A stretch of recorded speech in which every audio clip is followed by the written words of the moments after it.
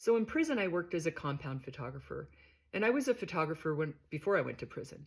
My family all did photography, and it was just something that I learned to do as a young girl and did it professionally before I became a real estate investor, which is what led me to prison.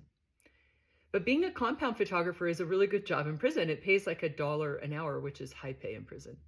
And when I got to the federal prison in Waseca, I saw the compound photographer right when I got there outside taking pictures. And I said, "Hey, you could get a job in the free world doing this." And she said, "Yeah, thank you for saying that. I'm a lifer. I'm never leaving prison." And later she told me, "I appreciated you saying that to me because it made me feel human for a minute." Well, it turned out that I ended up getting a job as a compound photographer, and she and I became partners. And I was excited because I knew a few things. So I took like some potato chip bags that were silver and I made a reflector. I made a little studio.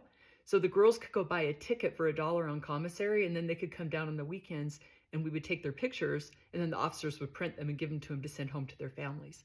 And I had girls lined up for hours because some of them had never even had a professional picture. I used the light to create a studio, and I made a really good little setup there. And the girls were excited, but it really frustrated Maureen because she wanted like it to be done the same way it had always been done. And I remember her saying to me one time, these girls don't care about you. I don't know why you work so hard to take their pictures. You mean nothing to them. They're just going to leave anyway. And I said, Maureen, I don't take their pictures because I want them to like me. I take beautiful pictures because I want them to love themselves. And I want to know them to know who they really are. And because I love them. Well, by the time I left that prison, Maureen and I had had some pretty difficult conversations because she was so firm in her boundaries and very frustrated with the way I did things. But I remember the last conversation we had, and she said, Portia, you're a force of nature.